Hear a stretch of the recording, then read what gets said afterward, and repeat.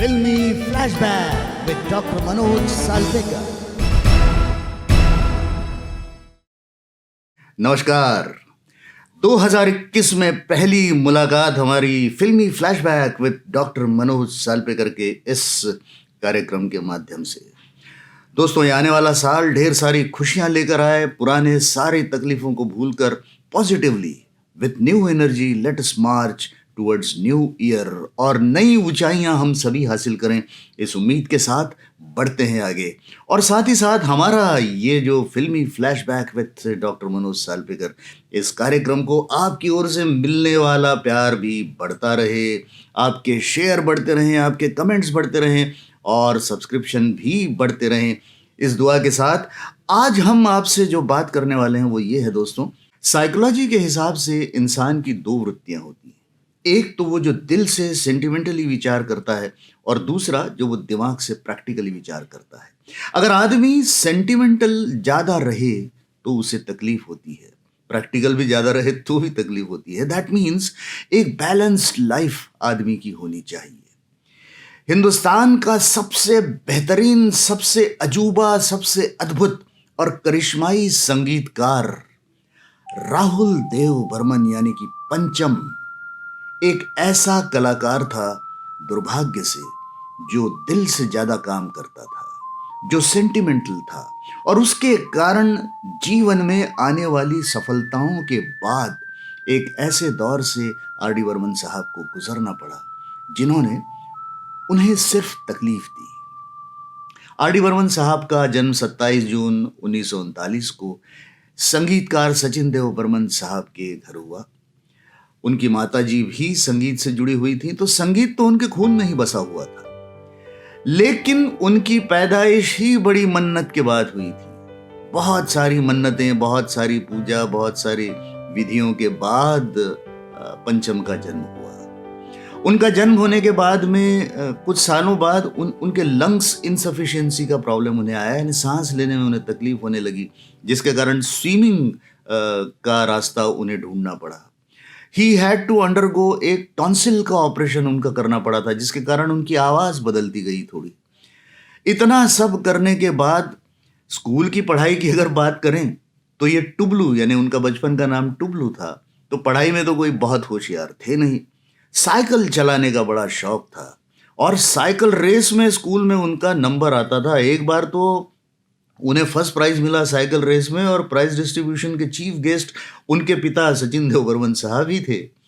और ऐसा करते हुए धीरे धीरे वो मुंबई आए अपने पिता के साथ जब फिल्म इंडस्ट्री में, तो यहाँ पर धीरे धीरे सीखने लगे संगीत देना क्या होता है, संगीत किस तरह से दिया जाता है। ये सब जब शुरू हुआ तब उन्हें सबसे पहली फिल्म मिली गुरुदत्त साहब की। गुरुदत्त जो कि एस डी बर्मन साहब के साथ काम किया करते थे, उन्होंने एक फिल्म का ऐलान किया, राज, जिसका संगीत देने की घोषणा की राहुल देव बर्मन साहब द्वारा। दुर्भाग्य देखिए कि ये फिल्म वहीं पर बंद हो गई, यानी कि फिल्म बनी ही नहीं, तो संगीत देने का सवाल ही नहीं। 2 साल बाद महमूद साहब ने एक फिल्म का ऐलान किया, छोटे नवाब, और उस फिल्म का संगीत पंचम ने यानी कि राहुल देव बर्मन साहब ने दिया। दोस्तों, इस फिल्म का पहला गाना जो वो रिकॉर्ड करना चाहते थे, वो करना चाहते थे लता मंगेशकर जी की आवाज में। अब पंचम साहब की तकलीफों को देखिए। वो ऐसा दौर था जिस समय एस डी बर्मन और लता मंगेशकर जी के बीच में थोड़ा मनमुटाव चल रहा था, यानी लता जी एस डी साहब के गाने नहीं गाया करती थी। ऐसे में लता जी के पास जाना, उनसे बात करना, और नया नवेला छोटा सा लड़का पंचम। लेकिन पंचम ने हिम्मत नहीं हारी और रागमाल गुंजी पर, रूपक ताल पर आधारित एक शुद्ध भारतीय शास्त्रीय संगीत पर आधारित गाना उसे सुनाया उन्होंने लता जी को, और लता जी इतनी खुश हुई कि उन्होंने वो गाना गाया भी। अब पंचम धीरे धीरे संगीतकार बनते गए, लेकिन कोई बहुत बड़ा नाम उनका नहीं हुआ। उन्हें एक ब्रेक मिला बहुत बड़ा, नासिर हुसैन साहब की फिल्म तीसरी मंजिल। मजरू सुल्तानपुरी साहब ने नाम सजेस्ट किया आर डी बर्मन साहब का, क्योंकि शंकर जयकिशन जो कि हमेशा उनके साथ काम करते थे, शम्मी कपूर साहब उसके हीरो थे, तो शंकर जयकिशन साहब को वक्त नहीं था। अब शम्मी कपूर साहब को जब पता चला कि एक नया लड़का कोई संगीत दे रहा है तो नाराज हो गए। संगीत क्या दिया है सुनने के लिए एक बैठक हुई। तो एक धुन पंचम ने उन्हें सुनाई।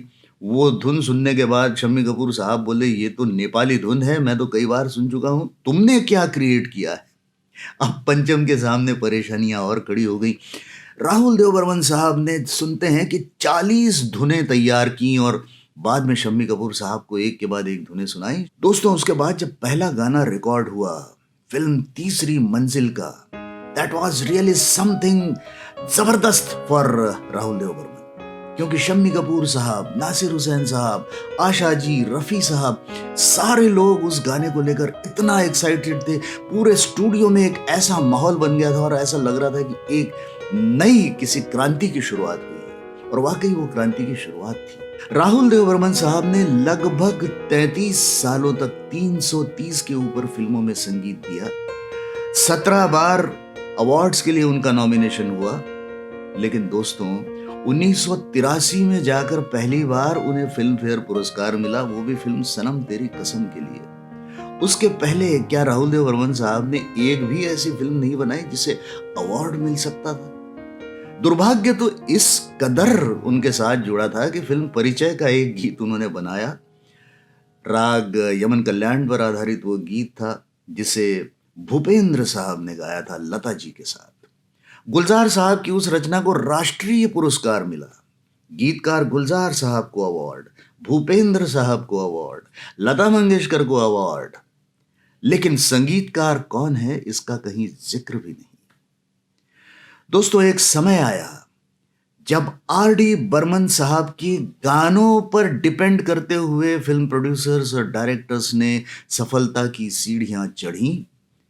राहुल देव बर्मन साहब की फिल्में धीरे धीरे असफल होने लगी और वही लोग जो इनके कारण बने थे वो पंचम का साथ छोड़कर जाने लगे। जो लोग आज तक कहते थकते नहीं थे कि पंचम के कारण फिल्में चल रही हैं, आज वो कहते थे कि पंचम है इसलिए फिल्म नहीं चल रही है। दुर्भाग्य यहां भी साथ में था। जो लक्ष्मीकांत प्यारेलाल उनके बड़े अजीज दोस्त थे, उनके असिस्टेंट के रूप में उन्होंने काम किया था। उनकी फिल्म दोस्ती के लिए माउथ ऑर्गन खुद राहुल देव बर्मन साहब ने बजाया था।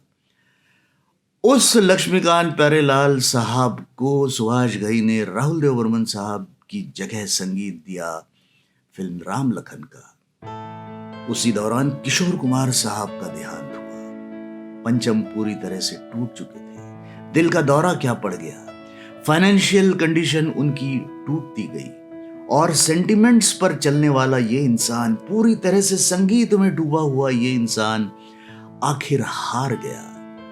एक वक्त जब विधु विनोद चोपड़ा ने उन्हें फिल्म 1942 लव स्टोरी के लिए साइन किया, एक नई आशा की किरण जागी और एक ऐसे जबरदस्त संगीत का आविष्कार हुआ जो इसके पहले हिंदुस्तानी फिल्मों में कभी नहीं हुआ था।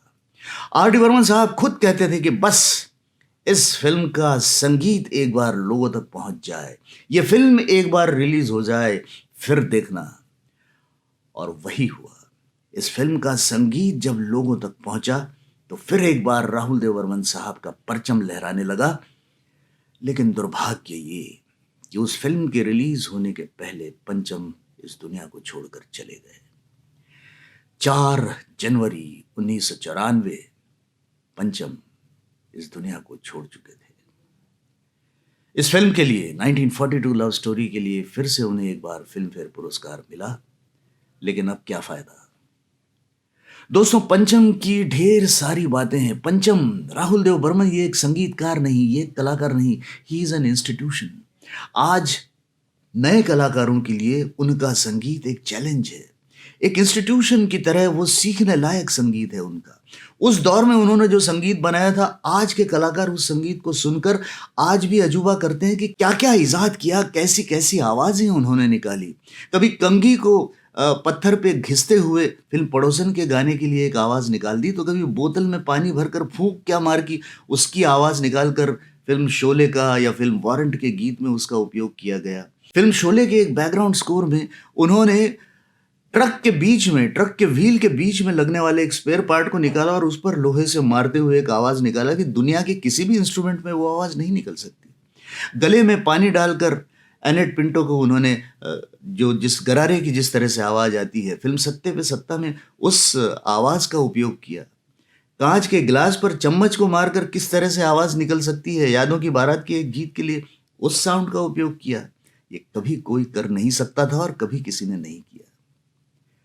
लेकिन उस इंस्टीट्यूशन की सबसे बड़ी कमजोरी ये थी दोस्तों कि वो दिल का मरीज था। आदमी जब बहुत ज्यादा सेंटिमेंटल होता है तब उसे ये परेशानी होती है। हम और आप भी इतना ध्यान में रखें कि कोई भी कार्य पूरे दिल से करें जरूर, लेकिन सिर्फ दिल से नहीं, दिमाग से भी। यानी कि हमें सेंटिमेंटल तो होना ही है, लेकिन एक लिमिट तक। We have to be practical also. और जब तक हम ऐसे नहीं होंगे तब तक हम सफलता नहीं पा सकेंगे, सफलता सही मायनों में। आज की इतनी ही बातें, आने वाले साल में और कई नए नए विषयों के साथ हम जुड़ेंगे। फिलहाल एक ब्रेक लेते हैं, तब तक के लिए अलविदा। इट्स ऑल फ्रॉम फिल्मी फ्लैशबैक विद डॉक्टर मनोज सालपेकर।